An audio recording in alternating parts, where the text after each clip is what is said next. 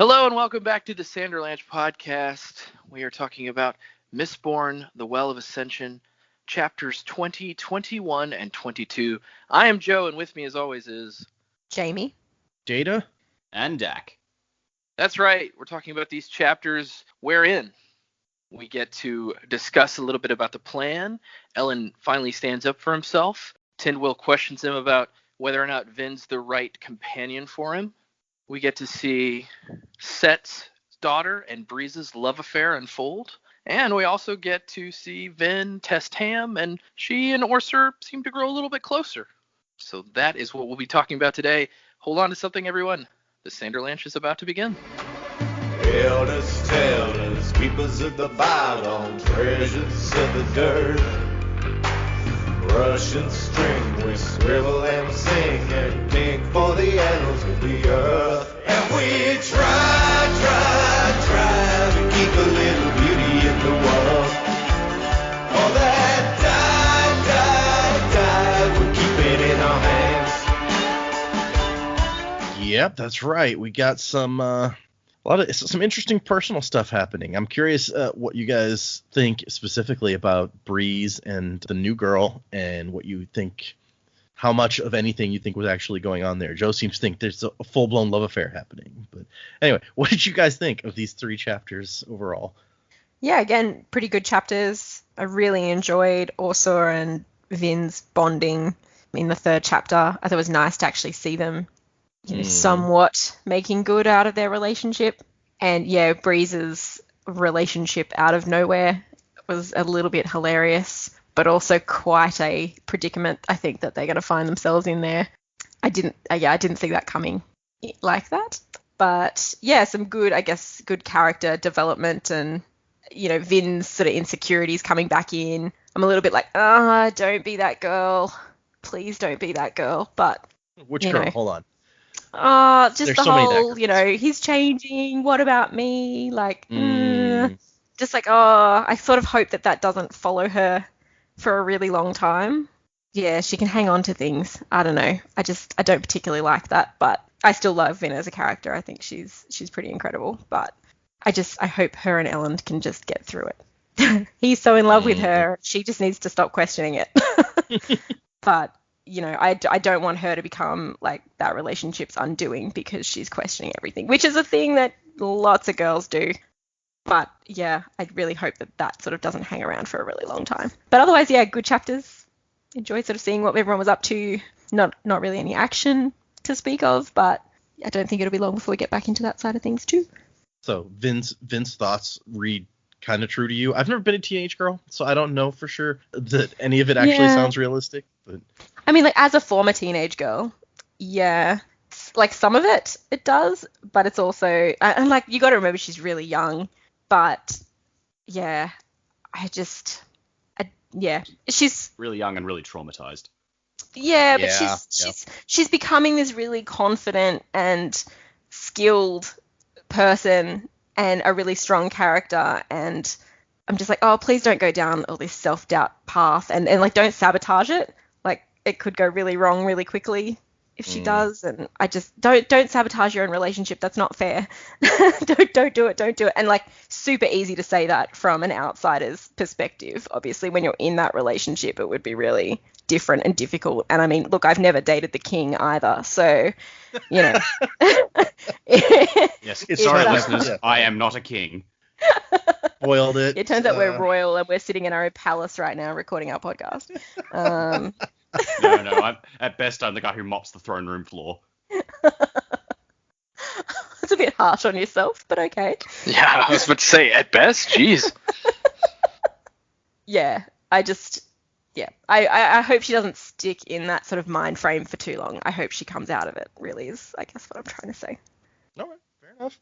Yeah, these chapters, pretty cool, interesting stuff. It kind of makes me a little more uneasy about where they're headed. So, I see where Jaymee's coming from. And if you think about it from Vin's perspective, it's like this guy that she's in love with is changing, and she has felt that her place is to be by his side to protect him. but he's becoming something that doesn't need her protection specifically, which is not necessarily true. It's just the way that she sees it.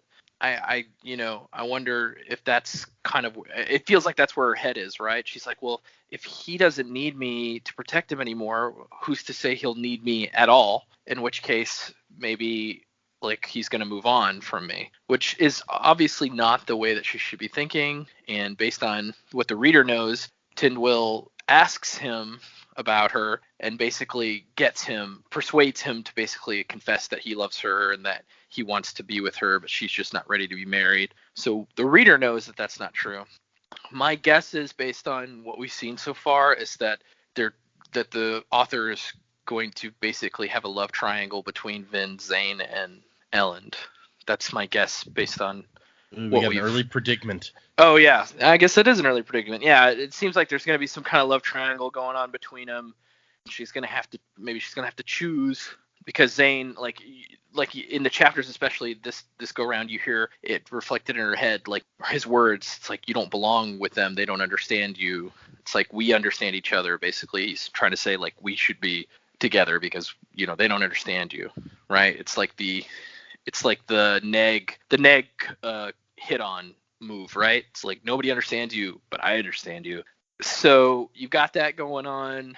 The most interesting thing to me about these chapters is the conversation that she has with the Kandra, because if my other theory is right, then this is kind of a weird conversation for them to be having.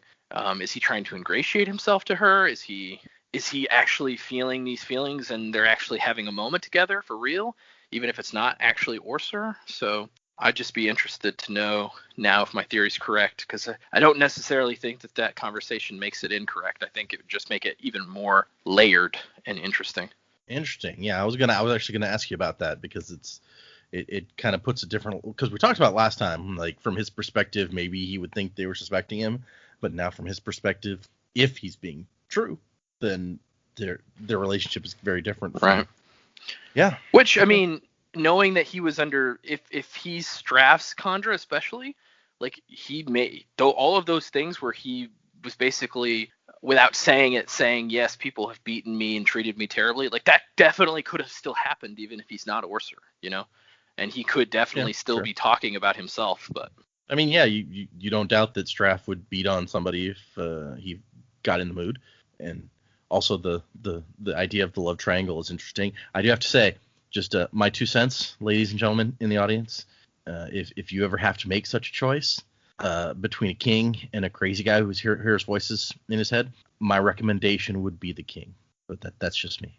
Oh, does she just knows that he thinks he's insane. She doesn't know he hears voices yet, does she? That's true. That's a good point. Not that I'm condoning it in any way, but for fuck's sake. So do not go with crazy? the insane. So a little bit crazy is okay, but not too crazy, like not voices crazy. Yeah. No.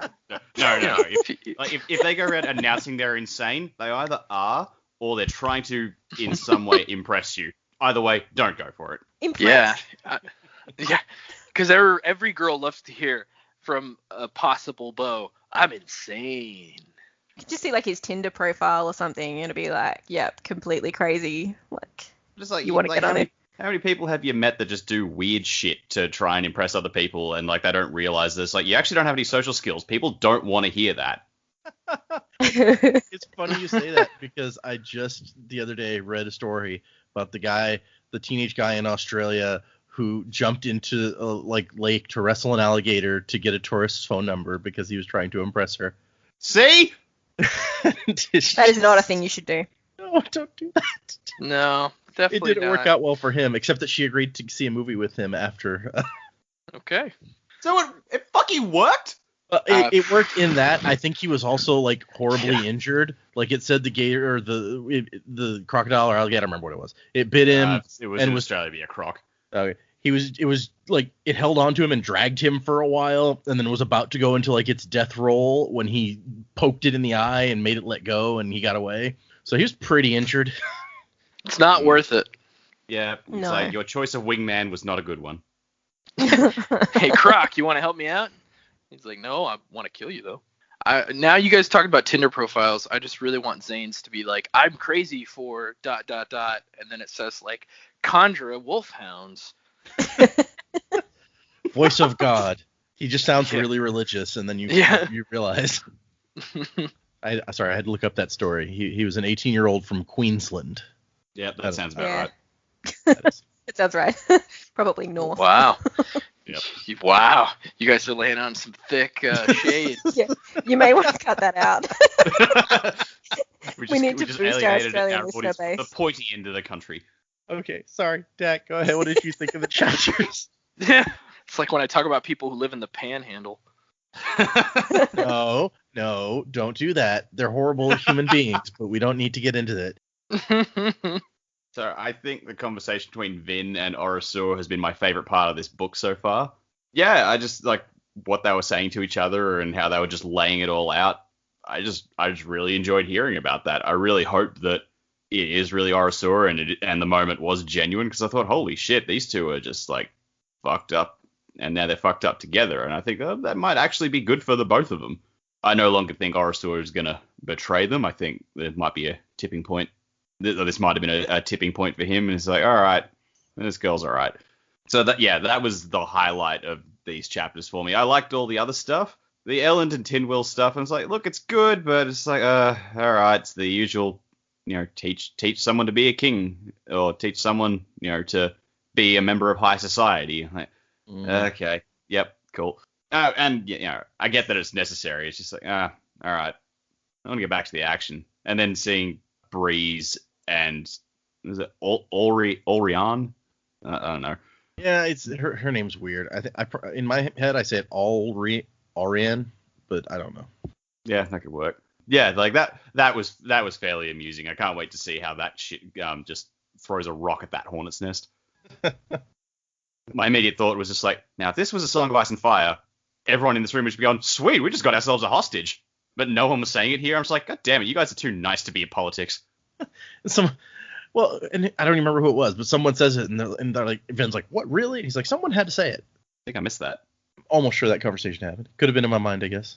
It definitely did happen. No, it's a very it's a very quick, like, one sentence, and Vin reacts, and then it's over. I think that Vin is also the one who's horribly offended by this. She's like, I'd much rather go and kill this guy than something like that. Let's get into these, I guess.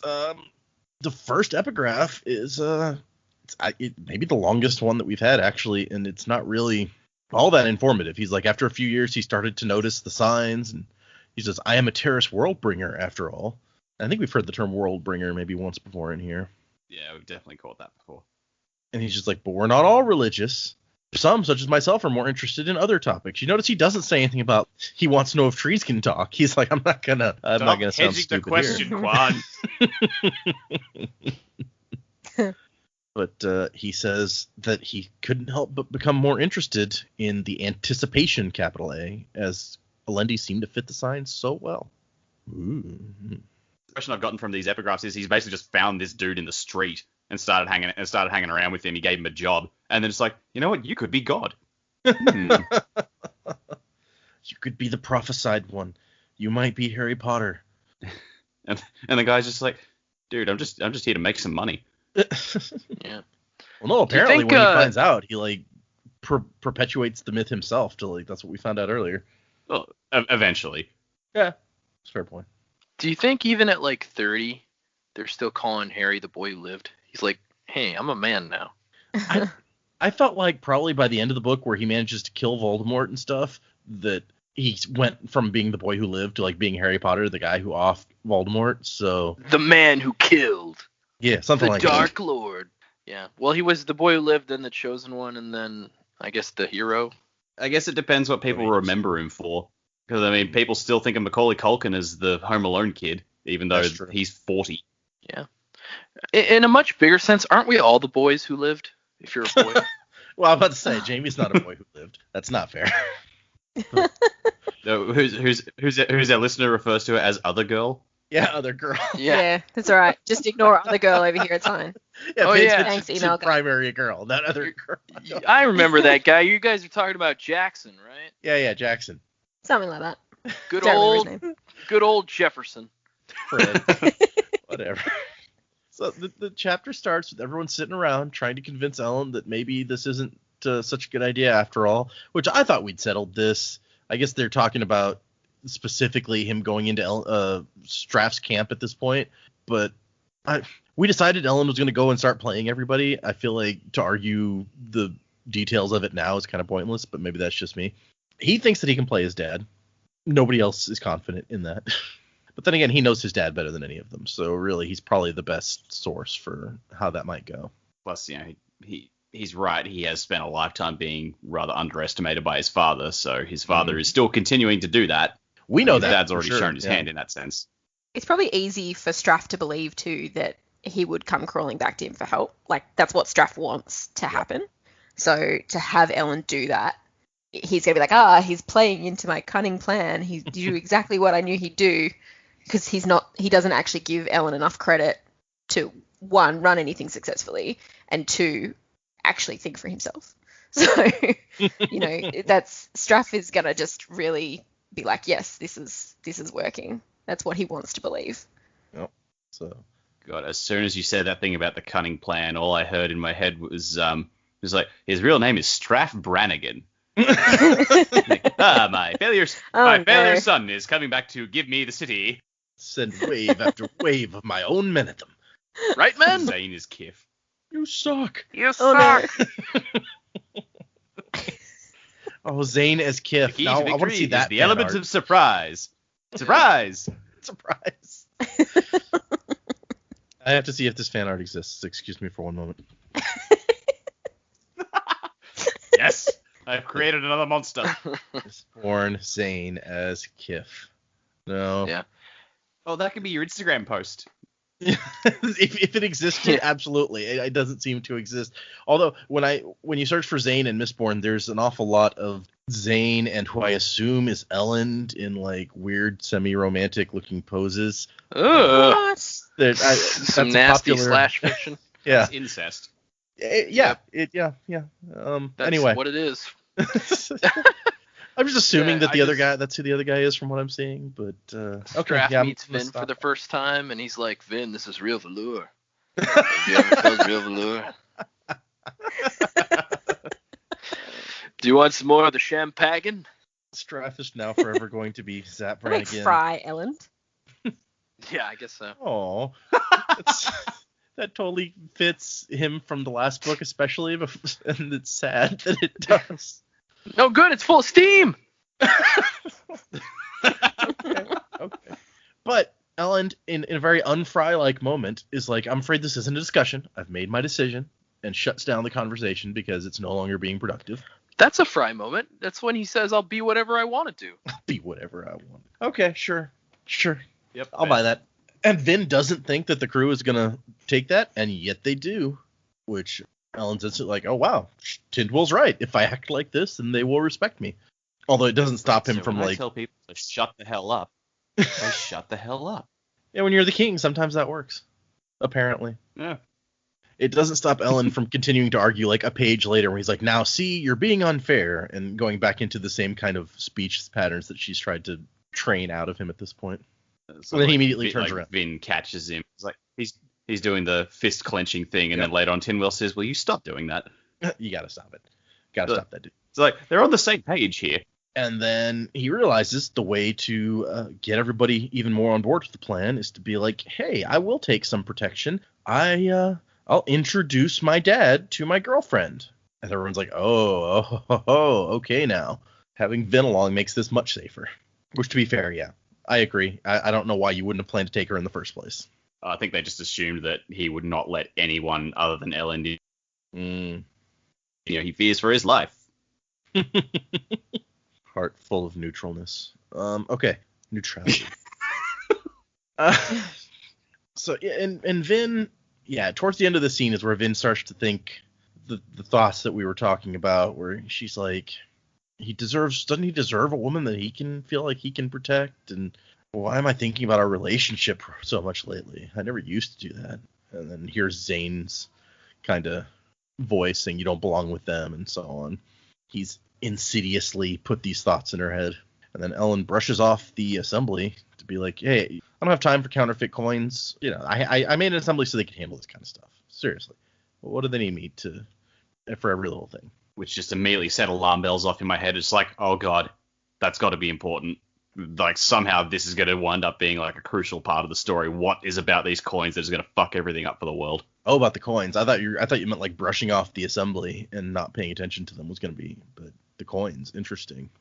Somebody. Well, I mean, like, yeah, the assembly are going to take it badly, and that's going to cause problems as well. But I'm just like, now, is the coins just like the excuse for them to do that, or is it actually going to be the coins themselves that are a problem? Are the coins the missing adium? Somebody's making counterfeit coins out of adium. That seems like an extremely expensive production. Yeah, so that's a seriously bad idea. They're worth way more than the coins that they're counterfeiting.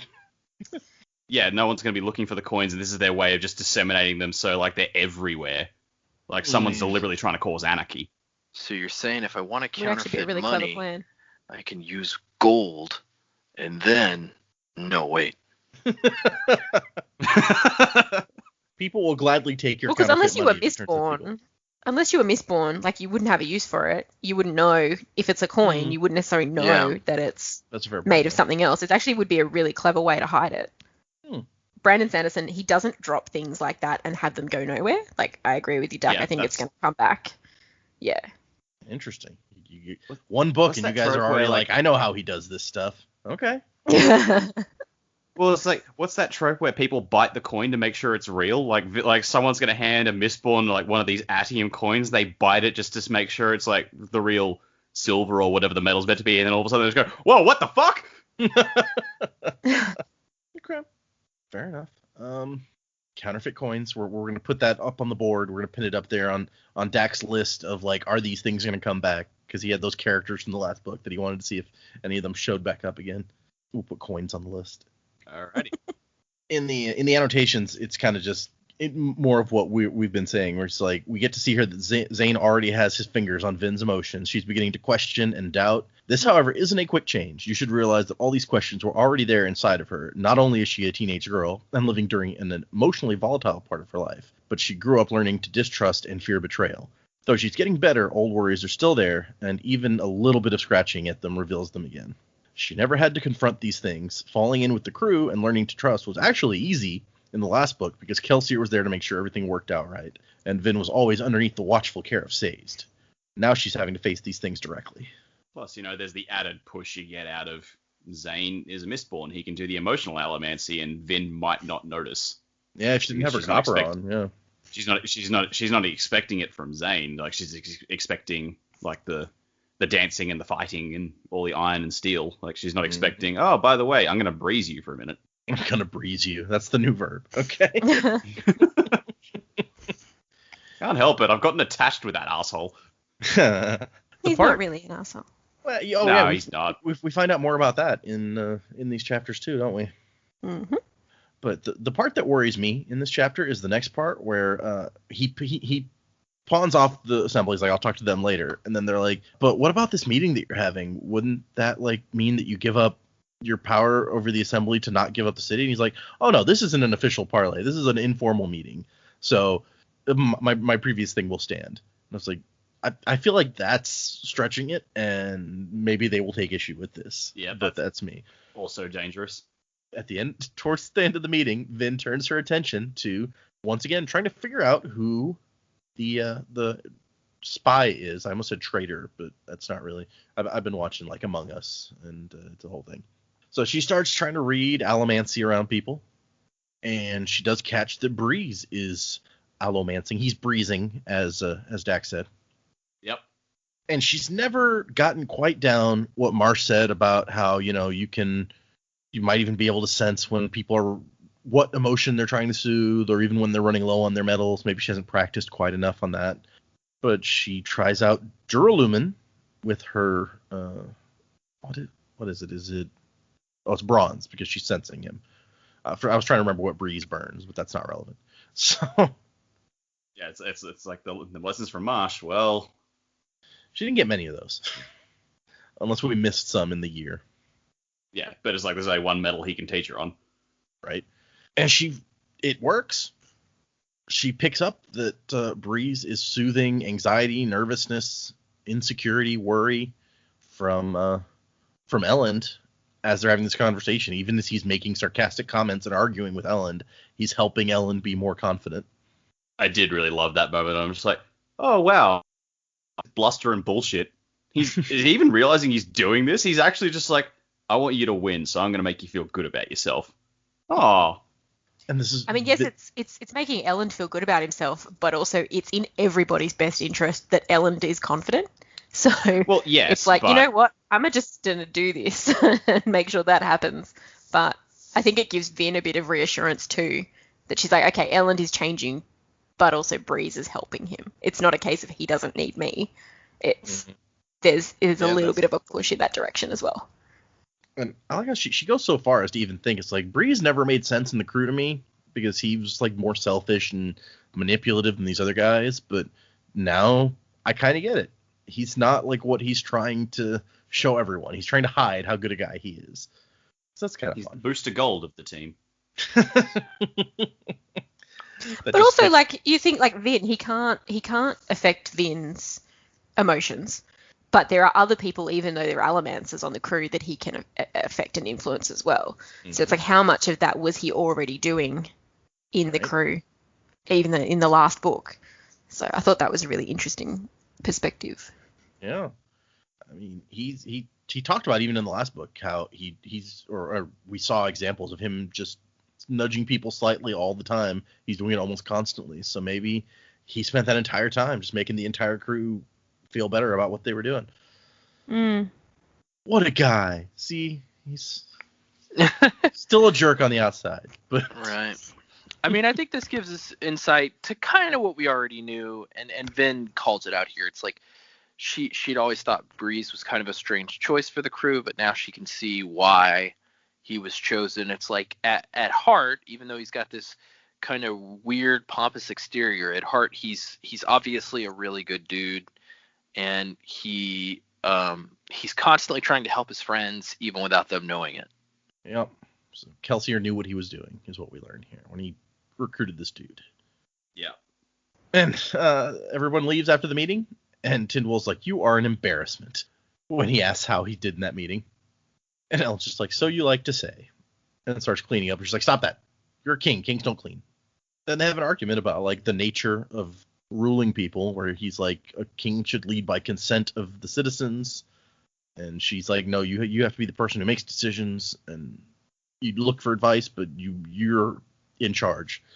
And they both, I think, have points.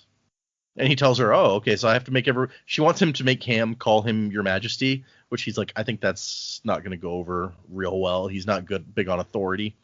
And she's like, everyone should call you that. And he's like, well, what about you? She's like, well, I'm different. He's like, I don't see why you should be. You call me Your Majesty now. And she goes for it. He's like, yeah. She's like, that was her goal all along to like just say, all right, fine. Making him more confident. Everyone's helping. With mind games. Yeah. There's a real interesting discussion about guilt here, where it's like everything is your fault, but you don't have room to feel guilty about it or like sulk or anything. And it makes perfect sense what she describes. I don't think I'd ever thought about it that way. It's very like the buck stops here. And while I did agree with her to a certain extent, it's also, at least to me, it seemed in a very apologetic view of being a monarch. It's like you have to be confident and act like you know what you're doing even when you don't, because if not, everything's going to plunge into chaos. So you can't feel guilt. You don't have time for it. Like, I get that. They want somebody, you don't want your leader, the leader of your entire nation or kingdom, what have you, to second guess himself or sulk or feel guilty because they really don't have time for it. But it also, I mean, and I guess there are real live monarchs like this. If you watch the dramatization of Queen Elizabeth in The Crown, she deals with this a lot as well. It's like you can't show emotion. You don't have time to feel sorry for yourself. It's like you are the crown. You are basically an image that can't be soiled by humanity. So I feel like she's asking a lot, and I think she knows she's asking a lot. I don't know if Ellen has fully grasped yet what being the king means, because he's going to have to do a lot of things that separate himself from the rest of humanity, and he seems to be like a philosopher, like a person who loves humanity. So that's probably a difficult ask for this guy. Yeah, I mean that makes some sense. I haven't seen the show, But yeah, it's pretty interesting. It deals a lot with, especially in the first seasons when she becomes queen, it deals a lot with what it means to be the queen and what it means to be a woman or a wife or a mother. So it's pretty interesting. I think what struck me in this conversation is where she starts talking about the trait you need to have is arrogance. I'm like, when is that ever a trait anyone should have? And then she lays it out, and it's like, okay, I hate to admit it, but I kind of see your point there. The leaders have to believe that they are better than the other option, otherwise they would stand down immediately. Yeah. Yeah, it's really counterintuitive. I agree. When she's like, you have to have this arrogance, believing that you're going to do a better job than anyone else here, because if you weren't going to do the best job, then you shouldn't be here. And I guess it's just the connotations of the word arrogance is always a negatively applied word, but like if she'd said self-belief, no one would question it. And I'm hoping that this conversation, and it even kind of comes up during the conversation, but he's, from the beginning of this book, had this undercurrent of, like, everyone wishes Kelsier was here, that he was the guy who was doing this job, and thinks that he would do a better job than me, basically.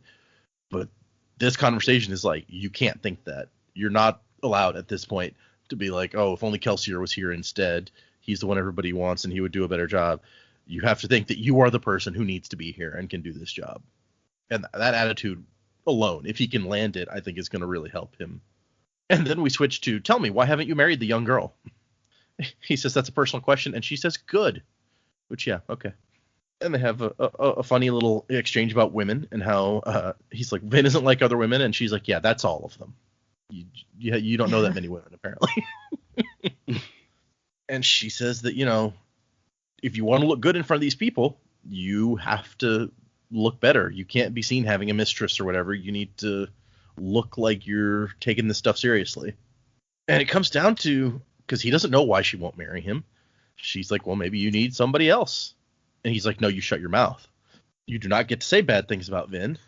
And she's like, okay, then. She had to make sure that his feelings were really strong enough that, because she then gives a speech about how love is not easy for kings. And it might be easier in the long run if he didn't love the girl like he does. But she doesn't feel that's any reason to give up, which he thinks is strange from her. She says he thinks perhaps she's a little deeper than I've assumed. I don't know. What do you guys think about Tindwyl here and her opinions on love? I almost thought Brandon's kind of extending the readers an olive branch here to Tindwyl, because she's such a hard person, and some readers may be like Vin, where they're like, well, I'm not sure how I feel about Ellen becoming this person, especially the kind of person that she's suggesting that he has to become, cold, commanding, and all the rest of that. So I think this is almost the opportunity for the reader to kind of like Tindwyl and be like, well, she obviously, she's saying all these things, she's doing all these things, but she also thinks that there are exceptions when it comes to loving another person. So I feel like this is kind of our moment to maybe see Tindwyl as a force for good instead of kind of this weird neutral force. That's a fair point. Maybe it's just to like make the readers realize she's not so bad. The annotations here, he has a very small one about this section where he says, I think Tindwyl has lots of good points in her training. Some people rebel against the kinds of things that she's saying, but I think she has a good idea of what makes a leader, or at least one kind of leader. The problem is that's not the only kind that works. Still, in my mind, she knows that she has to be like that in order to react against Ellen's frivolousness. So maybe Joe's right, and he's trying to build in something here to show that she's not as bad as she seems. She's going hard on Ellen because he was so far in the other direction that she kind of has to. Next chapter, Quan says that Alendi was born of a humble family, yet married the daughter of a king. Whatever Which relevance raises that the might. Question.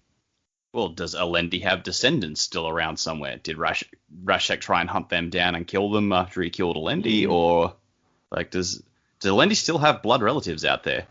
This is an interesting question. We were, because I mean, the question we had last book, which Joe was certain of, is like, she was the daughter of the Lord Ruler.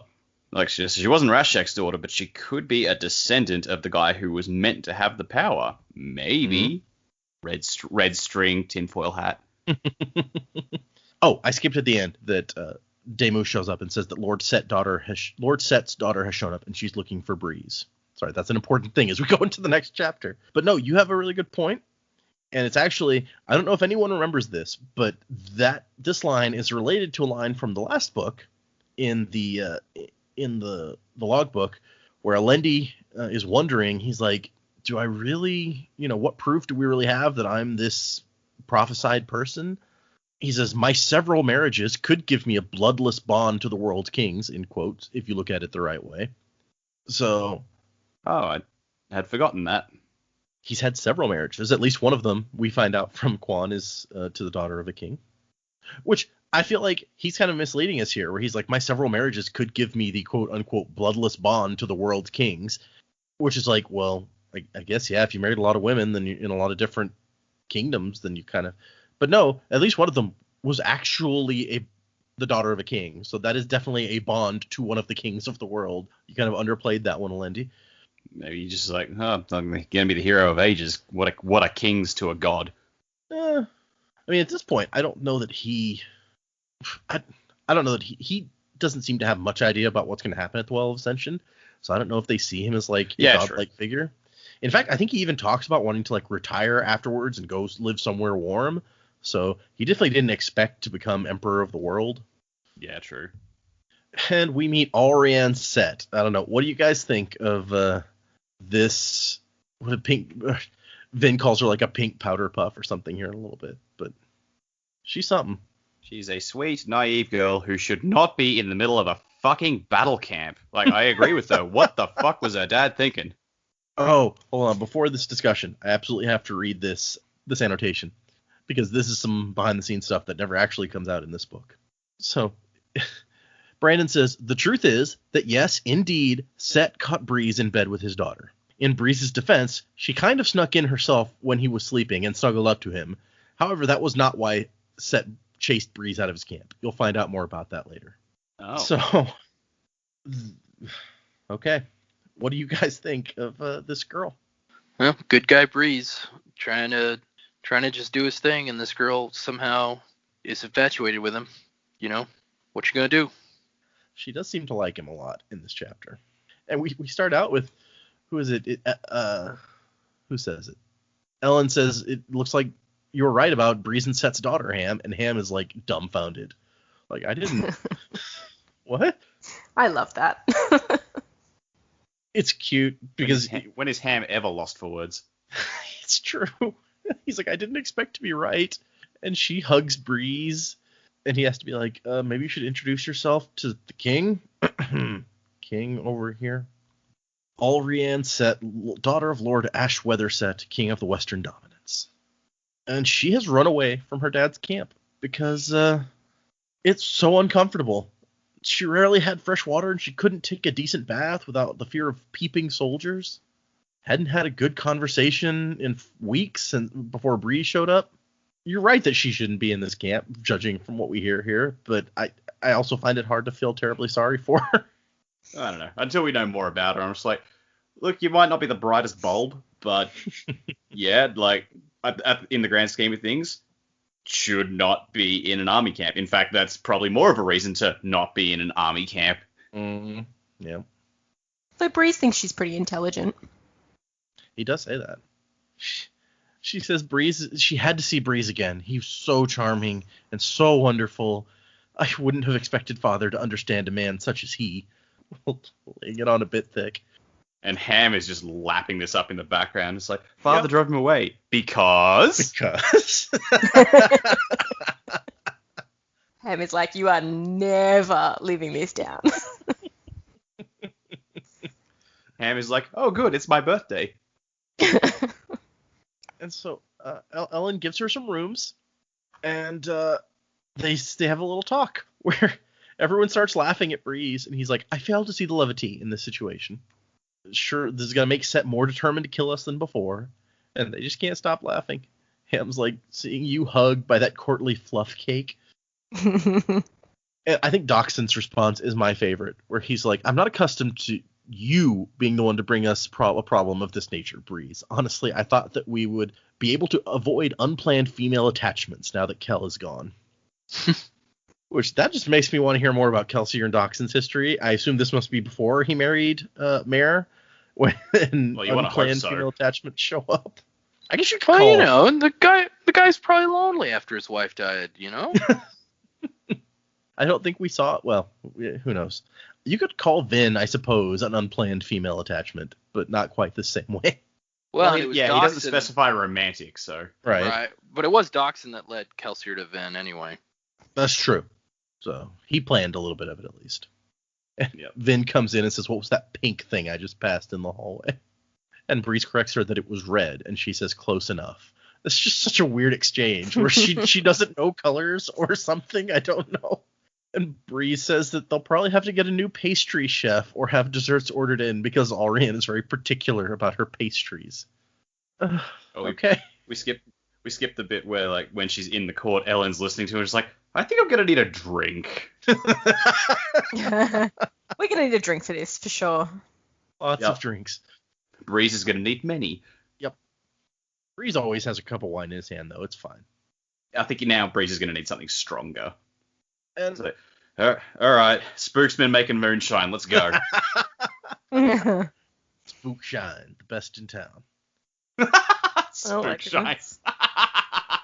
When you want to get tipsy but you don't have much, drink Spook Shine. It'll get you fucked up. That went an interesting direction. It'll make you talk like Spook does. Yep. Yeah. Wasn't with the drunk, everybody. That explains it. He was drunk the whole time. Yep. That's exactly what it was. Ever since he was a kid, he's just been wasted. Wasn't with the wasted. No, he's not trying to say wasn't. He's trying to say wasted. Yeah. Oh, yep. Wasting with the waste wasing. Whammy wazzle. Wormy wazzle. Okay. But when Vin comes in, Ellen says, "Oh yeah, apparently she and Breeze are something of an item." And Breeze is like, "Excuse me?" Which he's like, "We have not established that, despite what you just saw." And Vin's immediate reaction is, "That's disgusting, Breeze. You're old. She's young." Which is so Vin. Yeah. Oh, Last and then book, she was like, "Ellen, you must be twice my age." Yeah. And then he goes for the kill, man. He's like, "Well, I remember a certain young woman being smitten with Kelsier." Yeah, and that's not that right in front of Ellen too. That's harsh. She must have really irritated Breeze for him to immediately go for the throat like that. Yeah. I do think Breeze is a bit vulnerable. This did also sort of bring to mind the conversation that Kelsier and Vin had in the first book where he saw her as a daughter, and what you said in the annotations where Brandon said, "Oh yeah, I wanted to make it clear that there was a father-daughter relationship and nothing romantic in it." I'm just like, was this added in because people still wouldn't shut up about that? Because I could totally see that happening. That's a good point. It totally could be. I just spotted the bit where it's like Doxson says take her hostage. I was like, of course, it had to be Doxson. He's the like calm, rational one. So he's the guy who puts out the rational suggestions that no one else wants to say. But I like Vin and Bree start arguing about like whether or not she was into Kelsier, and Ellen is finally like, no, this line of discussion is not helpful. And Doxson's like, hey, she could be a bargaining chip. And Vin's like, you mean take her hostage? And he says someone had to say it, Vin.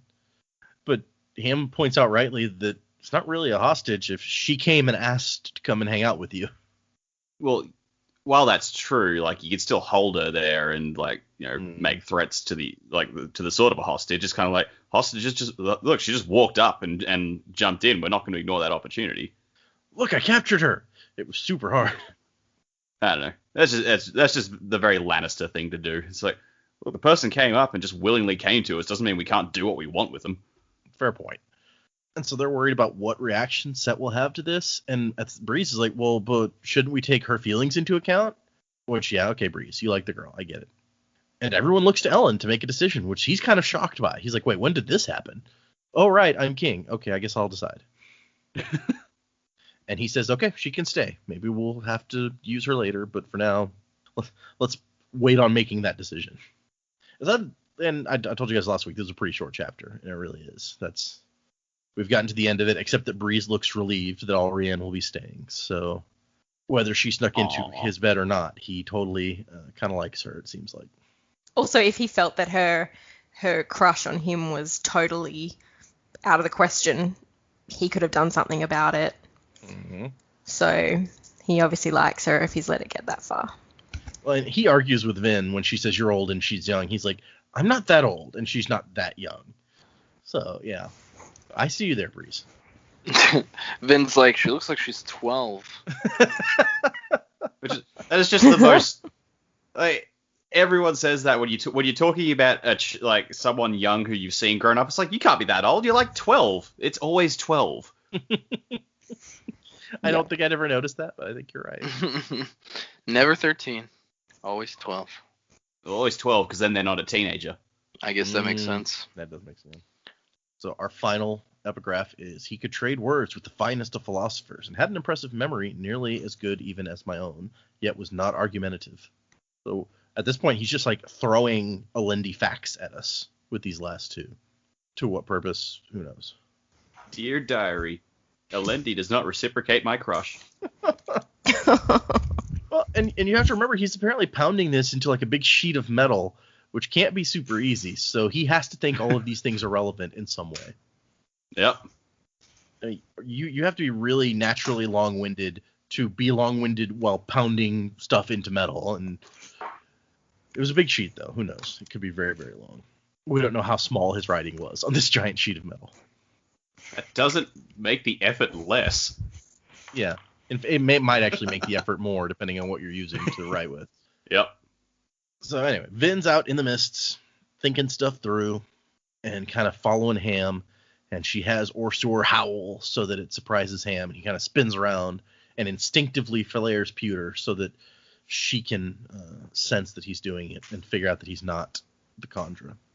And there's a little bit in the annotations about this, actually, that I was going to bring out, because this always seemed like a weird thing to me. I was like, look, just go up to Ham and be like, dude, burn some pewter real quick. You know we're looking for this thing. I'll tell you the Kandra can't burn pewter, so do it. Okay, good, we're done. I'm like, why go through all the theater? Because you also know the Kandra can't kill a human, so even if Ham wouldn't attack you if he was the Kandra. But anyway, so his notation on this section is, this chapter has another poetic introduction. I warned you about those, I believe. I hope this isn't too out of place here. Testing Ham in this way is something Vin really should have done earlier in the book. The problem is I had lots of things that I need to pack into a relatively short space of time in this book, and I did the things in order of importance. Oddly, testing the crew members took a lower precedence than getting Allrianne into the city or introducing Ellen's plan to deal with the warlords. But finally, we get that is weird. We get to work on the imposter plot. There are dozens of ways that Vin could have gotten Ham to burn pewter, but she wanted to do one where he didn't know she was there, and where he would use the metal reflexively. She also wanted to do it where she knew he was alone. That way she couldn't be fooled by someone burning pewter nearby to make it seem like Ham was burning it. So, I mean, her bronze detection is pretty good. Surely that shouldn't be a problem. That's what I thought. But this is the guy who created it, so apparently maybe you can be tricked. And I don't know if anyone thought that he would be, but Ham is not the Kandra. We know Joe doesn't. We know what Joe thinks. Joe's volcano theory is that the dog is the bad guy. We got that. Dak, Jaymee, at this point, have you guys come up with any theories? We've only narrowed it down by like one or two people since this started. I do have a theory, but I'm going to leave it for predicaments. Okay. But enough. I think originally I was sort of thinking Doxson would be a good person. Especially if being able to sort of find out by the use of allomancy was a thing, because he's not an allomancer. It would be harder. Like, you couldn't apply that test, and he was in a position. So, like, yeah, I thought Doxson, which I'm still not like, not Doxson, but I have another idea. So. Yeah, I mean, if you're a Kandra and you know that allomancy weakness exists, that you can't replicate that, then I feel like you would want to choose the guy with no allomancy, right? Well, I mean, if they're infiltrating the king's court, it's helpful to know who he's got around him and who is and is not an allomancer, if you can find that out, surely. Like, there are spies everywhere around the city. They can probably find that information out somehow. Might not be public knowledge who is and is not an allomancer. That's a good point. Yeah. I think initially when, like, the imposter plot came up, I think Ham actually was my top pick the first episode, just because Ham's the nicest guy in the crew, and I thought that would be shocking if it turned out to be him. But I don't think I really thought much about who it is, because I'm just waiting for more options to present themselves. I'm just like, I don't know enough to make a call one way or the other that isn't just a stab in the dark. So that's fair. I think you're right. I remember you talking about Ham, because I was like, oh, that's interesting, because he's the only one with like a family that would notice if he was different. So yeah, but it's not Ham. Yeah. His children are not orphans now, or fatherless. They have a mom. Thank God. If Ham dies, Ham dies, we revolt. Riot. And then Ham and Vin have a conversation about how to get around someone burning Adium, because she reveals that she is out, which really smart, not revealing that to anyone before you knew that they weren't the traitor, the spy. That had never even occurred to me, but yeah, that was a good thing not to go around just telling everyone. I don't know. Do you guys have any thoughts? Because what it comes down to is Ham does not have much helpful suggestion on how to get around Adium. So knowing as much as we know, do you guys have any ideas? So, I mean, first of all, she didn't mention it to anyone before now, but if OreSeur was close by and he's that Kandra, then now they're going to find out that she's out of Adium. Mm-hmm. But as far as getting around Allomancers with Adium goes, I mean, I guess the only thing I could think of is if you, were able to somehow double team a Mistborn in a way where they didn't know the other person was there, maybe with a Kandra or OreSeur, to try to make it look like you knew things were happening before they were. Maybe that would be a way to fool someone, but more than likely, I think Ham's suggestion is the best. It's like you either have to get the drop on them, or you have to put them in a situation where even if they know what's about to happen, they can't escape it. Yeah, his are definitely the most logical. I agree. I'd sort of thought that maybe the Duralumin could be used with a combination of other metals that they've already got access to enhance it. So I know they mentioned again, with the Adium, yes, it gives you what might happen in the future, but it also gives you that clarity for that really quick reaction.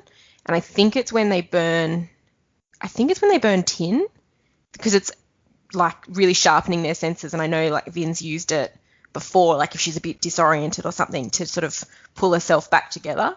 Mm-hmm. So I was thinking maybe a combination of that pewter for the strength and all that sort of stuff. If she's going to enhance what she's burning at the time, yes, I mean, it also gets rid of everything, but that might be enough that she needs to get around, especially when the Duralumin, it's not commonly known even amongst Mistborn. Yeah, and that would be why Ham doesn't know about it too, I guess. She may be the only one. Well, her and Ham was there when they tested, but it didn't actually do anything then. She may be the only one who knows about Duralumin as far as we know and what it does. Yep.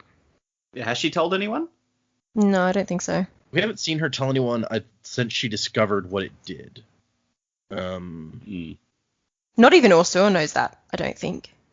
OreSeur was there when she used it and got knocked down by the force of because her tin got enhanced so much that the sound of her own heart basically knocked her down with how loud it was. And he saw that happen, but I don't know that she explained. I don't think she did explain, because Zane showed up right after that. So yeah, maybe that nobody knows. Interesting. Now you get me thinking, what would Duralumin do with various other things, and especially the weird ones like gold. What does it do with that? I've just always wondered. She's already good at piercing copper clouds by burning her bronze. If she applied Duralumin to that, what the hell would that do? Well, we know that's what she did to figure out what Breeze was soothing, was she applied Duralumin to the bronze. But yeah, but if she was out on patrol and searching for people. Interesting questions. But as for how to defeat an Atium user, the only thing I could come up with was the Alfred in the Dark Knight situation. It's we burned the forest down. For some reason, when you said Alfred in the Dark Knight, my mind immediately went to Alfred from Batman Begins, where he hits the guy with the thing, and he's like, "Man, I hope you weren't one of the fire brigade." Well, I mean, Ham did say get the drop on him, so once again, Alfred knows how to take on Allomancers. Just burn the city down. That'll get the Allomancer. They can't escape fire. I'm okay with that. Or just burn down the enemy army's camp. Or a building, trap them in the building and set it on fire. I don't know how you burn down a camp like out on the open field or whatever, unless there's like burnable grass around it. Maybe that would work. Well, if they got palisades made out of wood, you just fire the wooden palisades and trap them inside. Although I guess a Mistborn could just drop a few coins and jump over that, so maybe that wouldn't work. Probably, yeah. And we get a question where she's like, "Wait, my test." She thinks that her test is a good one until she realizes he said that they couldn't replicate allomantic power from people they ate, but he did not say Kandra couldn't be an allomancer on his own. And I don't know if that had ever occurred to anyone that might be a thing. I don't know. It comes back to what does a Kandra do with atium? Well, yeah, they that is how you pay them, so that's a good question. And he doesn't want to answer her question at first, and then eventually he kind of does anyway, which is the beginning of their conversation that we talked about at the beginning of the episode, where she wants to try to get to know him, and he kind of doesn't want her to get to know him. And she says, they start this conversation, and Vin's like, we got to figure out a way to make this relationship work. You hate me, I hate you, whatever. Shouldn't actually say that, but that's kind of the thing. It's like we don't get along, but we got to figure out how to make this work. And he says, "Why do you hate me?" And this is a really interesting part that I also wanted to pull out of the annotations here, because he says, obviously the most important events in this chapter deal with Vin and OreSeur and their relationship. The real reason why she hates him is something that I hope you've been wondering about, because the he ate Kelsier argument is intended to fall flat for the readers. Vin's smarter than that, as OreSeur said. So eating Kelsier's body is a little dumb thing. A person who grew up on the streets would not be bothered by something like that. It's simple, if brutal, but particularly not for as long as Vin has held a grudge against OreSeur. And he says, this is why. She did love Kelsier, not romantically perhaps, though her emotions weren't as simple at the time as she now likes to think. Either way, Kelsier's death affected her greatly, and focusing on OreSeur, the one who knew the real plan and didn't stop him, gave her something to hate, to be mad at, because she couldn't hate Kelsier, but she could resent the one that let him die. So that's what comes out of the beginning of this conversation, is that the real reason she doesn't like him is because of he's the one who knew all along that Kelsier was going to die, and he'd never said anything. Well, now I feel like a dumbass for never picking up on that. I think we talked a little bit before. Like, I'm pretty sure somebody mentioned that, like, he ate Kelsier is kind of a weird reason for her to be so upset, because he was just following his contract. But that leads us into this deeper discussion of different masters and how they treat him. And he doesn't want to talk about it. But she realizes, I have to open up some, maybe a little too, to get him to open up. And they realize that they have shared some of the same experiences. People using you and beating on you and hating you despite the fact that they, are using you to benefit themselves. And OreSeur's like, how do you know all these things? And she's like, that's not just the way they treat Kandra. Kamen was the worst, and maybe the only one who actually recognized that she was a allomancer. But so it sucks to be a Kandra also, is what we're learning here. Joe's going to have to amend his song. Yeah. But also, like, not at all surprising. It's like, all right, so we know they force other humans to be treated like absolute garbage. Of course, the non-humans are going to get treated like that too. Mm-hmm. With the added fear of, like, maybe these ones will turn out to be like the Koloss and just, like, fucking murderous monsters. Yeah, and, I mean, he points out these, like, they're scared of him because he eats them and could impersonate them. And even though they know that he has this contract that says that they won't do exactly that, they still have deep down this feeling of, like, oh, that's something that would eat me and take my place. And he also has his little, where he points out that, have you ever been beaten by a master who knows that no matter how hard he hits you, you won't die? And that all he has to do is get you a new set of bones and you'll be ready the next day to go? You ever dance with the devil in the pale moonlight? Oh my god. Really? That's where you went. Okay. Oh, you guys don't like Jack Nicholson? Of all the things, man. Haters. I like Jack Nicholson. I just didn't like that movie. Not the best Joker. It came out in 1989. Give the guy a break. Give the movie a break. Let's see you make a better Batman movie in 1989. Challenge accepted. Well, Let's call Doc 1989 Brown. was the year I was born, so like if I made a movie in that year, if I made any movie that year, I'd be impressed. Yeah, Yep. exactly. That'd be impressive. Sitting there I in know. diapers complaining about Batman. I just don't like Tim Burton. There's a lot of Tim Burton that I like that one more than the second one. So Oh God, don't get me started on that one. Anyway, You know. moving on. yeah, right. Hey, we don't don't need get to get me into ranking started. Batman movies. I did think, back to the book though, I did think this was just a really sad moment for the Kandra. Just their lives are so horrible, and that the only way that they've been able to integrate back into society without people being absolutely terrified of them is to have this contract. And then, when he says the contract is life, he's not kidding. Like, the only reason they're able to exist in this world is because they have a contract that basically says you can't do that. And then, everything bad that they do is because they've done it at their master's bidding. It's like, it's actually a really sad existence when they probably want to be just chilling out, being bone-eating blobs that are a bit more sophisticated. It's just really sad for them.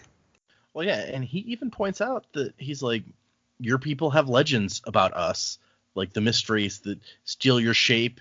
We're the thing that you use to frighten your children. Is stories about us. So do you really think that your society could ever accept us? And it's like, yeah, okay, that's a fair point. Mm-hmm. And yeah, he's like, I can't break the contract because it is like, if I do that, that could lead to genocide against my people. Yep. I ain't gonna be responsible for that. Yeah, he says that they tried long ago to hide among human society, but your people found us and they started to destroy us. They used Mistborn to hunt us down and almost completely destroyed us before we came up with the contract. So yeah, what Jaymee said is exactly the thing. It's like the contract is what keeps them alive. And he even talks about not being able to leave again, even when he's not on the contract. That just means he has to go back to the Kandra homeland and is not allowed to leave again. He can be free for 2 years, but he would have to stay in the Kandra homeland because you can't leave there unless you're on a contract. But Vin does in this whole conversation pick up on the fact that, wait, Mistborn, huh? Mistborn are the important thing that he talks about. The reason that the Kandra can't fight is because of the Mistborn. Something is hidden. Be able to do something to find Kandra, which is probably how she'll detect the spy. Yeah, could be. Well, I guess unless Joe is right, because then you wouldn't be able to. True. It's insidious. Also, this does confirm what I've been wondering, is that the Kandra do have a homeland somewhere. Mm-hmm. Like, okay, where is the land of the blob monsters? We really haven't explored much of the world other than Luthadel, so it could be like anywhere. They could have been upstairs at the conventicle of Saran for all we know. Marsh went up and was like, hey, Kandra, what's going on up here? Did the others leave anything behind? No one left a note on the fridge. All power to his blobbiness, the Kandra King. The biggest blob of them all. And I like that the whole conversation ends with him being like, you know what? You're not my worst master. That's probably a compliment. I thought he was going to go on and be like, my worst master was Fred. Man, did Fred treat me bad. And like tell a whole story about how awful his master was. It's like, oh, sorry, Genie. It's just, you've just opened up this world now. Like, this poor Kandra is like, oh, finally, okay, I can let all this out. And now he's just going to be sobbing for no reason, and Vin can't handle OreSeur anymore because now he's just this emotion filled. He always wants to talk about his childhood, and she's got to be a therapist. Yeah. And people are walking past and it's like, why is the dog so sad? Wasn't there a sitcom where that happened? She like wanted her boyfriend to open up, and then he did, and it was stop. Friends. Oh yeah. It was Friends. It was Rachel Bruce and Willis. Yeah, it was Bruce Willis. Yeah. Oh man. I totally forgot that. I'd almost forgotten that Bruce Willis was even in that show, but good times. He was a weird guest star on that show. So was Brad Pitt. I think he lost a bet with Matthew Perry when they were doing the whole 9 yards. When they were doing the whole 9 yards. He's Yeah. like, hey, you got to come on the show. No, I'm not doing that. Well, I bet you a whole 9 yards will make a ton of money. You're on. Oh, I guess I was wrong. I think that actually was the bet. Oh, no, I have to look that up in a minute, but that's amazing. I want to watch the whole 9 yards again. I haven't seen that in a while. It's a great movie. Okay, sorry. Back to what we're doing.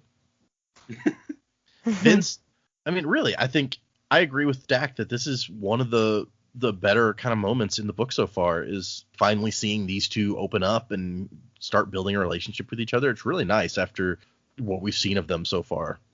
It gives a lot to the book in that we finally have Vin actually being able to talk to someone, because I feel like she hasn't really been able to talk to even Elend about her issues, and she finally gets to open up to someone here, while at the same time getting OreSeur to open up about his issues. And as a bonus, we get to learn a lot more about the Kandra, which we've been hungry about for a book and a half by now. Right. Almost since the beginning of the Final Empire, when we first hear about these guys. Yeah. So it's just, there's a lot to really dig into here and sink your teeth into, and it's just so satisfying as a reader to get to that. Random side note, IMDb says that the losing a bet thing was an urban legend. In People magazine, it said that Willis agreed to his guest stint on Friends simply because he and Matthew Perry thought it would be fun. Well, that's nice, at least. So, yeah. Okay. I like the bet story better, too. I was trying to find out what this bet exactly was. But no. Okay. Anyway, so after this really nice conversation, we kind of wind down by having Vin think about, maybe I should just go and kill those king guys out there. Which I've been saying from the beginning. I feel like I've mentioned several times. It's like Vin could just go and take them out. It's fine. But there's reasons why maybe she shouldn't do that. I get it. And now Straps neck, she could just go, "Who's your daddy?" Oh. She's thinking about this now, but she knows that Zane is with Straff, so I'm just confused as to why she's now thinking, oh, I should maybe do this. Because she's going to have to go up against him, I assume. I guess it would depend. Yeah, if she made a lot of noise going in, then Zane would definitely probably show up. But I mean, she's a stealthy assassin. She might be able to make it in. Yeah. I don't know. I feel like this guy's watching. The Watcher, if you will, is watching her too closely. Yeah. Who watches the Watchman? And then the Mist Spirit starts to creep into here. And she's so distracted that she doesn't hear what OreSeur hears. There's somebody walking around out there in the darkness, in the mist.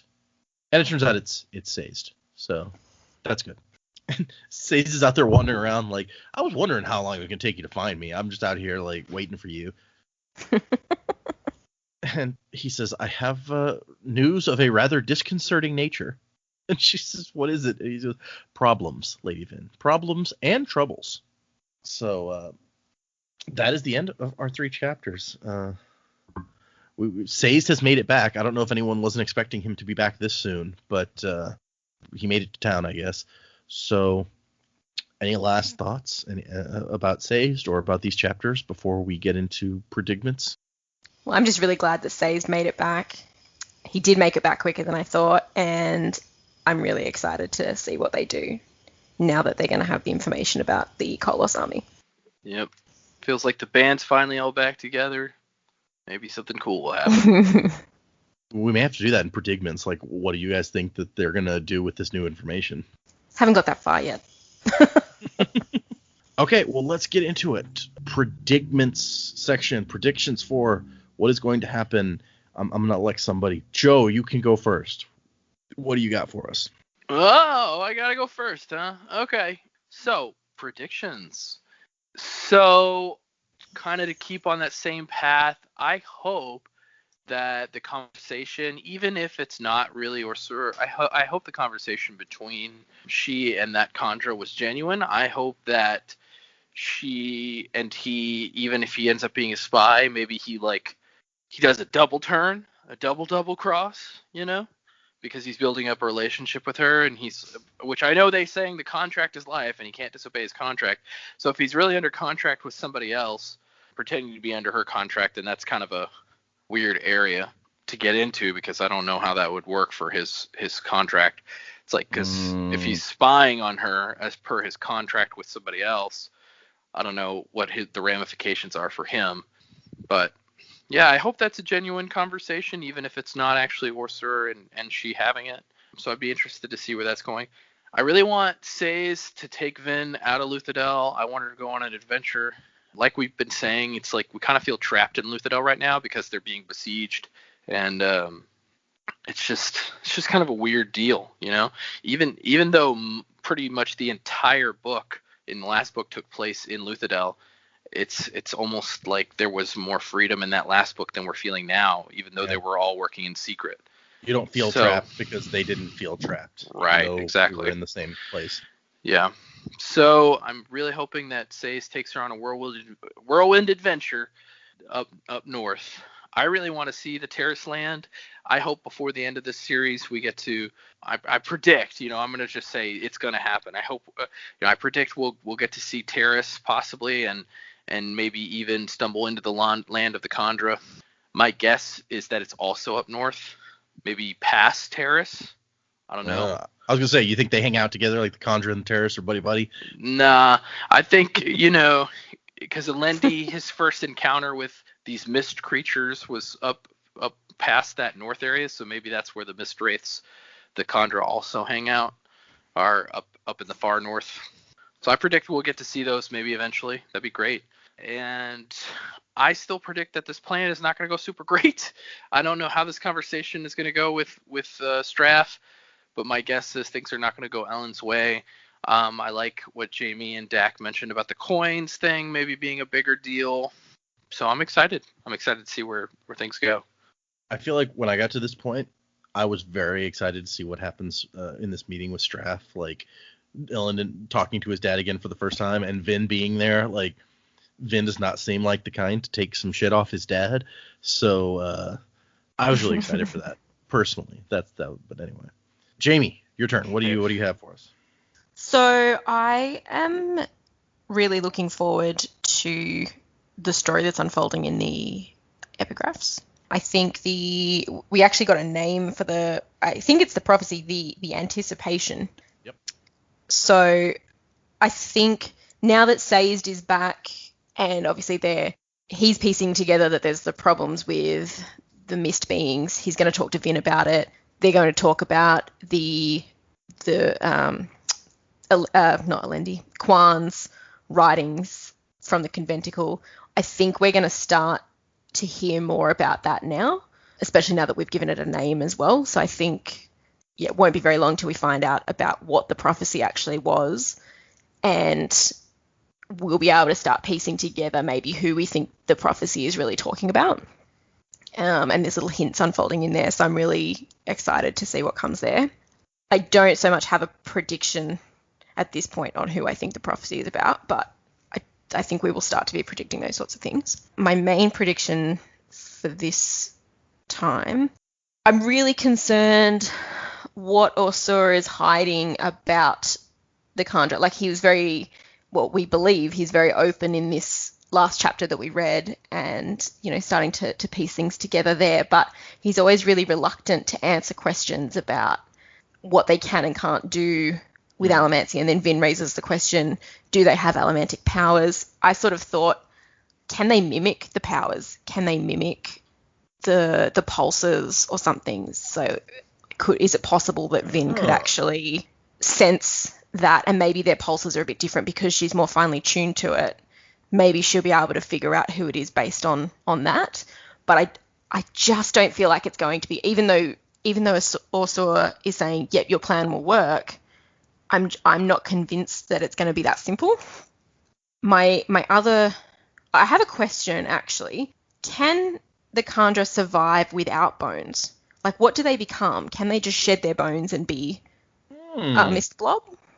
I feel like, I think we've seen the mist wraith at least, like, crawling around and stuff. I guess it had some bones in it when it was following Vin and Kelsier, but you got to figure that they have to be able to move at least somewhat to find bones in the first place. Just regular mist wraiths. If Kandra are related to mist wraiths, then probably, I don't know. That's interesting. Possibly.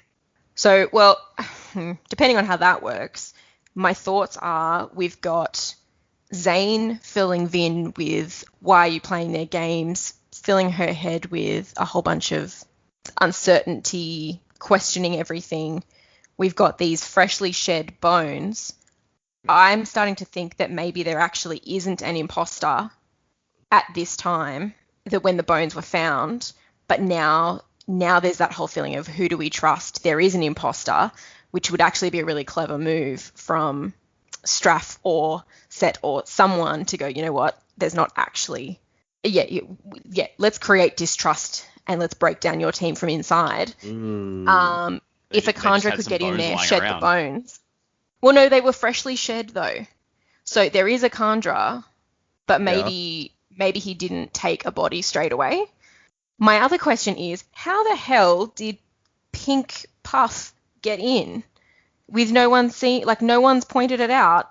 Like, I mean, Demo's come and gone, yeah, there's this person here, she's come to talk to you, but like I feel like she would be very noticeable. What if she's a Kandra? What if they've taken her bones and delivered them now straight to them? They don't know her, except like Breeze knows her, but the team don't know her very well. They don't know if she's got allomantic ability or not. So I'm kind of thinking that she would be a great position to be an imposter, and we're so concentrated on Straff and his army at the moment, to have someone also coming in from Cett's army would make total sense.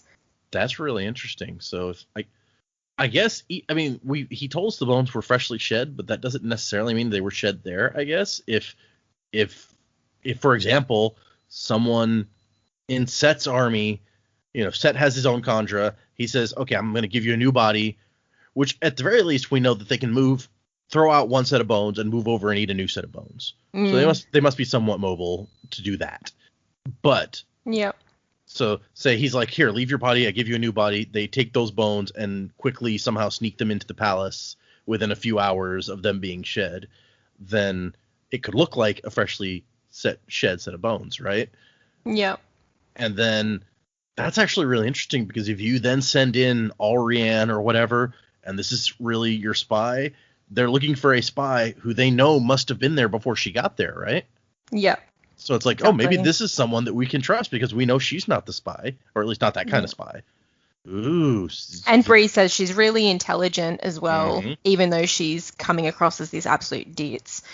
She's really smart. That would be a perfect person to be a spy in general, whether she's a Kandra or not, I guess. But I think it would probably be easier for a Kandra. Like, it would be a great role for a Kandra to play as well, and they can, really make the most of it. But then be in the position like close to Breeze, not necessarily close to the king, but Breeze is one of the advisors, and Breeze likes her. Breeze trusts her.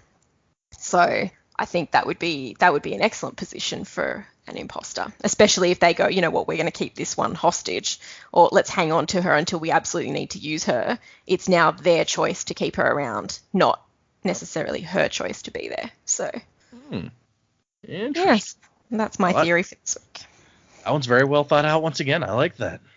I tried to be a little bit like out there with it, and then I was like, I've put so much reason into this again. Damn it. It can't be your volcanoes when it's that, or although I keep calling OreSeur like Joe's volcanoes, and he's constantly like, see, this supports my theory and this supports my theory, and I'm just like, whatever, volcanoes. So maybe it's not fair.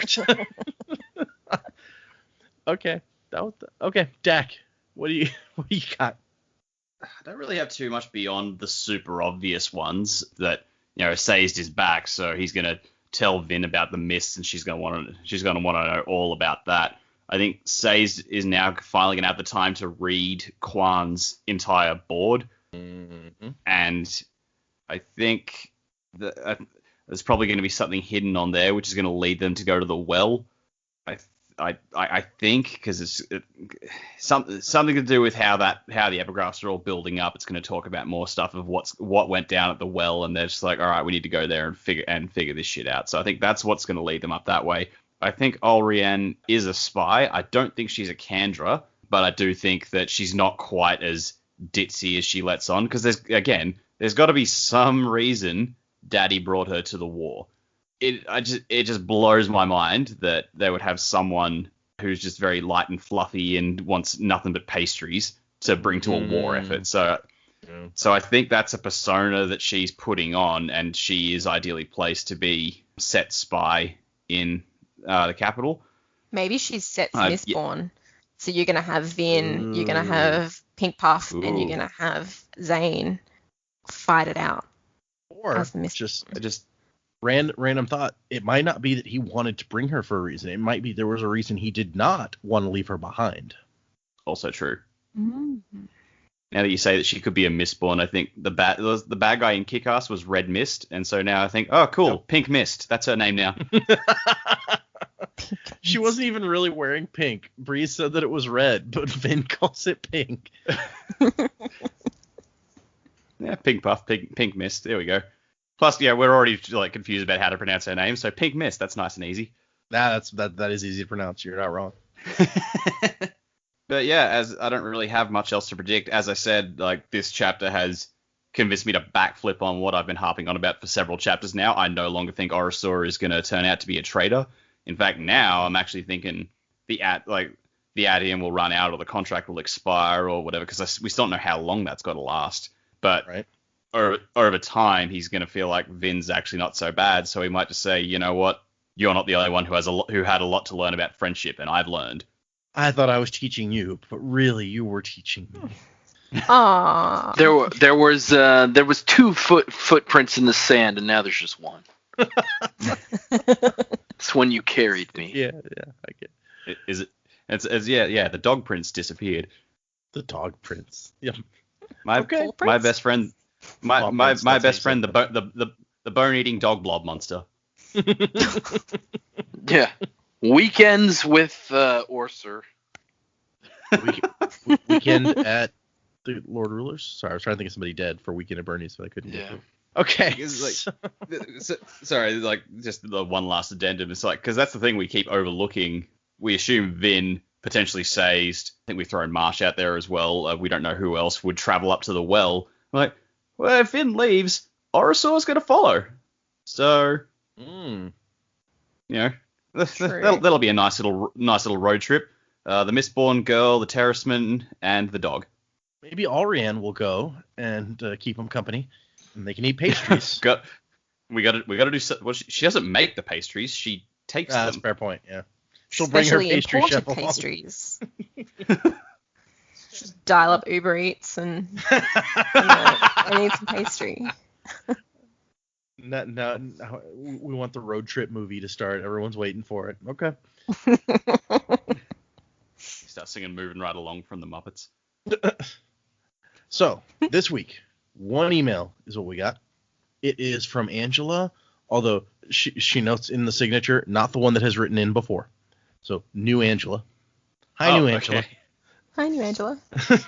Hello. She says, "Hi, Sanderlanche crew. I've been listening to your podcast from the beginning, and I'm loving it. It's fun to re-experience the Mistborn series, my favorite of Sanderson's, this way.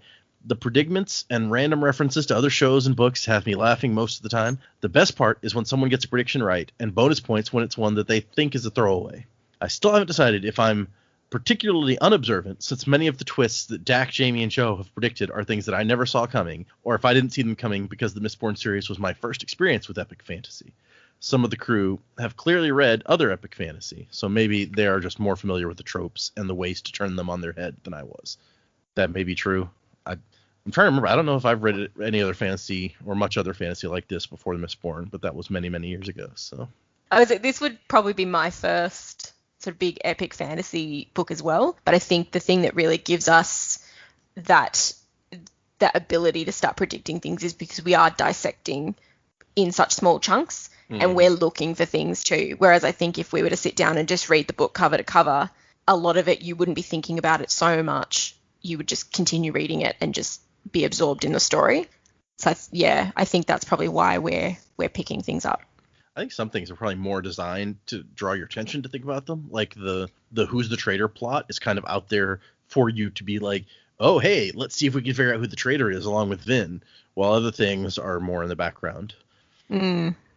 So I really I agree with Jaymee. I feel like the format in which we do things really lends itself to being able to kind of see what maybe things are out there. Plus, honestly, some of my, I would say probably 50 to 60% of the predictions that I make in the show I'm formulating as we're talking.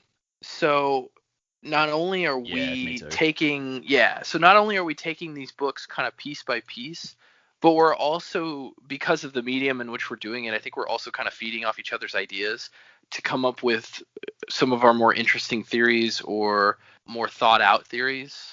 So that just lends itself to, I think, completely to the format in which we're doing this. Because if I was reading this all myself, I don't know that I would really, first of all, I mean, if I'm just reading it to read it, like most readers, I'm sure I'm just experiencing it as I'm reading it, right? So I'm not sitting there thinking about each chapter. I'm just moving on to the next chapter and getting the story. No one's forcing you to predict things when you're just exactly. Reading I'm here like, make a prediction right now. Exactly. Because you guys will hear it too. Sometimes like today, he asked me to go first, and I was just kind of like, okay, yeah, let me formulate something. It's like I don't have these ideas fully formulated and ready to go before we start the show each time. Maybe I should. Maybe that would make me even better at it if I sat down and tried to like research the things that we read. But I feel like my ideas flow more organically because of the way that we're reading the book. So I'm glad you guys enjoy the predictions. I enjoy like thinking on my feet and thinking about things critically that way, because it's not something you get to do even in like, say, a school setting normally. You don't usually think on your feet when you're studying a book in school. So I kind of like that aspect to this medium, especially. It's because we're all discussing it and kind of thinking up ideas right on the spot. So I must say that Dak's volcano theory really shaped my thoughts about Adium in the first book. You know, always had that in the back of my head, going, yep, that's what Adium is. Is this a good thing or a bad thing? I'm just having a go at you. Adium plus duralumin is somehow going to equal volcanoes after all. It's built in there somewhere deep.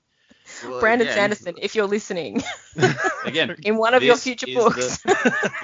This is still one of the big mysteries that we don't know how it was solved.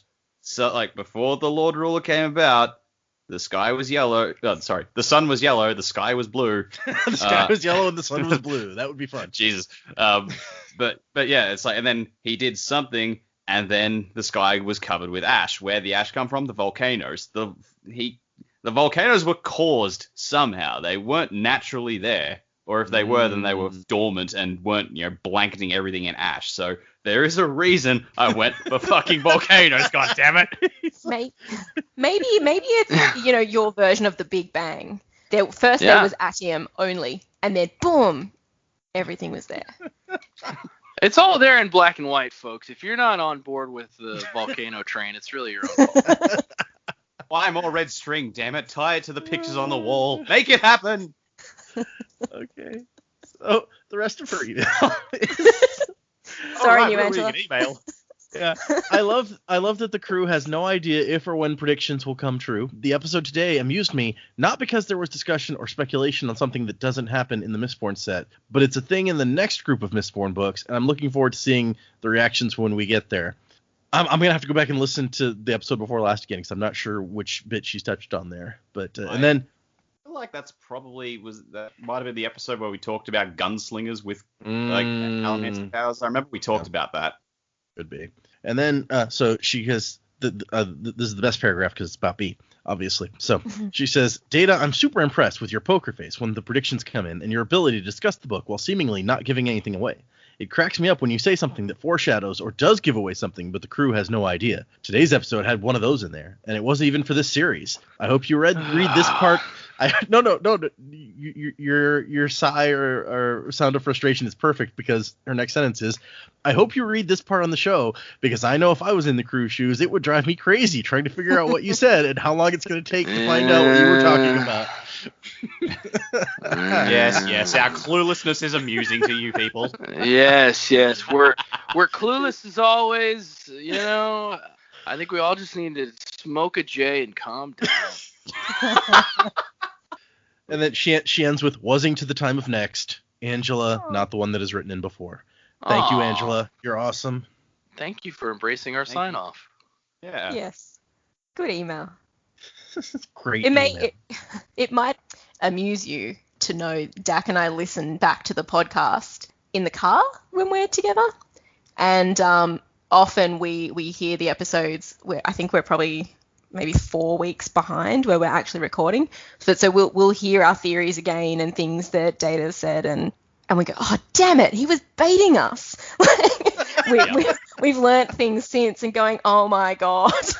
Well, like the amount of times we're sitting there, we're like driving around, and like someone says something that is just completely incorrect, and you just go ba-bow. Yeah. Ba-bow? What? We like when it's wrong. The other day we were listening to something that Joe had said. He'd made a prediction, and every time he said something, I was like, "Ding, that's right. Ding, that's right." It's like the noise that the game show makes when you make a wrong noise. Wrong awesome. answer. Sorry. That's Or the amount of times I've jinxed myself. Like I'm listening and I'm so absorbed in the conversation, and then I just start talking in the car and I'm speaking the exact same words that I was speaking in the podcast at the same time. You've And I was like, actually "See?" talked over yourself with the exact words a few times now. It's actually quite odd. Yeah. I've done the same thing when I'm editing. I'm sitting here and somebody says something, and I'm like, oh well, obviously I should say this in response, and then I say that thing, and I'm like, oh well, see there you go. See, I was right. Must be true. I've said it twice. Right? Okay, so thank you, Angela. And if anyone else wants to send us emails, thesanderlanche@gmail.com. You can tweet at us at thesanderlanche. You can find us on, you can leave us comments on Podbean. You can find us on Facebook. Oh, I'm really glad I said that because somebody actually sent us a message on Facebook and I forgot to, I was going to read it and I forgot that it existed until I said that. See, there's a reason to say these same things every single episode because I'm dumb and forget things. So let me pull that up real quick. Aha. So Gerard sent us a message on Facebook and said, I've deactivated my Gerard social... Way from MCR? No. Oh, okay. Yeah, we mentioned Or My yes. Chemical Romance. I thought it might have been him, but whatever. Bit of a long bow to draw. I have deactivated my social media accounts and have been listening via Google Podcasts, so I can't give you the much-deserved follows. Hey, that's okay. I understand. Sometimes I feel the need to get away from social media. It's a hellscape. He says, I'm from Belfast, Ireland, and have listened weekly. I'm loving the Kandra conspiracies at the moment. Some very interesting predicaments, to say the least. Love the jokes regarding Irish and Welsh accents. You're completely correct. Haha. I can barely understand some of the rural people. Yeah, I'd forgotten we made those too. Yeah. Glad you started covering a few chapters at a time. I hope this satisfies the first-time readers a lot more. Keep up the good work. And my response in Facebook messaging was thanks, which I was like, I feel like I should say more than that, but really that says it all. I'm like, hey, thanks, man. Appreciate it. Yeah. Belfast, I've been there. I tried to go to the Titanic Museum, but it was closed for a private event. How rude. Yeah. How dare they have a private event the one day that you're there. I don't know. We were literally there one day, and that's what we wanted to do. And we walked across Belfast to get there, and then it was closed. Great town! Joe loves your town, Gerard, except for the the Titanic Museum being closed one day. Time. It's a beautiful city, really cool place. Would go again. 10 out of 10. Well, 9 out of 10 because of the museum thing, but 10 out of 10. Right. Close. So, thanks everybody. When I'm reading stuff, obviously the emails is the place that I remember the most to go to, because I almost forgot Gerard's Facebook thing. So if you want to get stuff read, that's probably the safest place to send it, is thesanderlanche@gmail.com. But I do look at and manage all the other stuff, so you can put comments and things anywhere. It's okay. I'll see them. I just can't promise I will remember them later, apparently. So also, if you feel like leaving us a rating on one of those places, yes, that thing. Do that. We have several ratings on Apple Podcasts, which is nice. I think we're up to like 6 or 7. Okay, I just looked in the app and it still says we got none. Yeah. It may be that like it's in Australia, you get a separate. It could be, I guess. Podcasty thing. I think that's true. I think that's actually true, because I've heard other podcasts say, if you want to rate us and you live outside of the country, do it here instead. So I don't know that it shows up on ours if somebody does it from outside of the country. We have 6 5-star ratings. No, anything less than 5-star, we're awesome. So, Thank you, listeners. Thank you, listeners. And next week, be listening or be reading chapters 23, 24, and 25. That is 3 more chapters for the next time. And once again, the middle chapter is really short. It's shorter even than this one. The middle one on this time. So, anyway, thanks for listening, everyone. Tune in next week for more adventures of the Sanderlanche. Wuzzing to the time of next. And we try to keep a little beauty in the world. All that died, we keep it in our hands. Oh,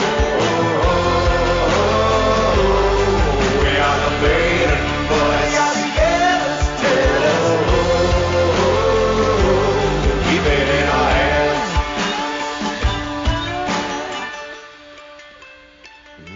We tell it to the page. Ooh, we never let it fade.